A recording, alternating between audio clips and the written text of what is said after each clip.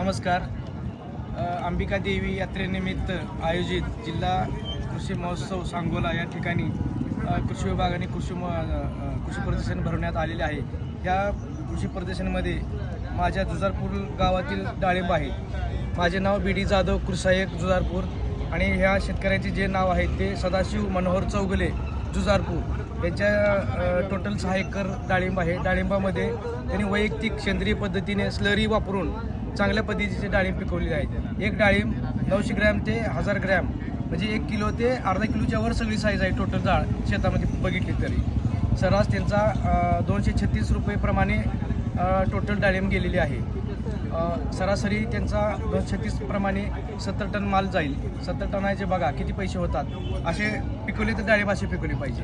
तर सांगोला डाळिंब आपल्याला सर्वांना माहिती आहे. डाळिंबासाठी जय मानांकन पण आहे सोलापूर जिल्ह्याला.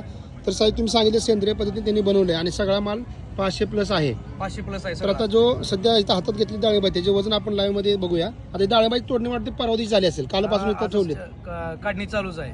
नाही पण आता सदर डाळिंबाची तोडणी परवा दिवशी झाली असेल, 2 दिवसापूर्वी झाली. 2 दिवसापूर्वी. तरी डाळिंब थोडंसं हलकं झालेलं आहे घेऊन हा. उन्हामध्ये. तर त्याचं आता वजन आपण बघूया. 923, 925, 960, 900 ग्रॅम आहे. 900, हे दुसरं बघा. हे 940, 900+ आहे. 500+ सगळे डाळिंब आहेत.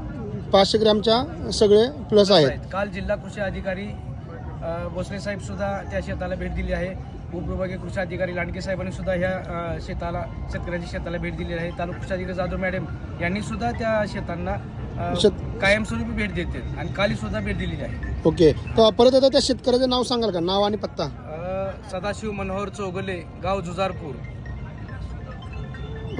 धन्यवाद.